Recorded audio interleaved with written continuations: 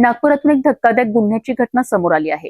Hudkeshwar police ठाण्याच्या हद्दीतील मानेवाडा घाट परिसरात एका तरुणाची निर्घृण हत्या करण्यात आली असून त्याचा एक साथीदार गंभीर जखमी झाला आहे। या घटनेमुळे परिसरात मोठी खळबळ उडाली आहे।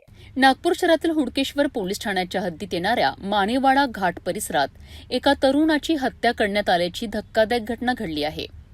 या हल्ल्यात पवन सूर्यवंशी यांचा मृत्यू झाला असून त्याचा साथीदार दिनेश सोलंकी गंभीर जखमी झाला आहे।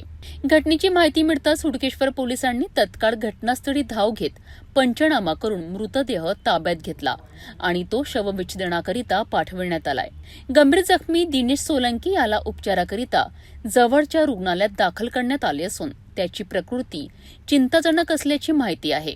या प्रकरणी हुडकेश्वर पोलिसांनी अज्ञात आरोपी विरुद्ध खुनाचा गुन्हा दाखल केला असून हल्ल्यामागील नेमके कारण आणि आरोपींचा शोध घेण्याकरिता पुढील तपास सुरू आहे। या खून प्रकरणातील आरोपींचा शोध घेण्याकरिता पोलिसांनी तपासाची चक्रे वेगाने फिरवली असून या घटनेमागील नेमके कारण काय याचा उलगडा तपासानंतरच होणार आहे।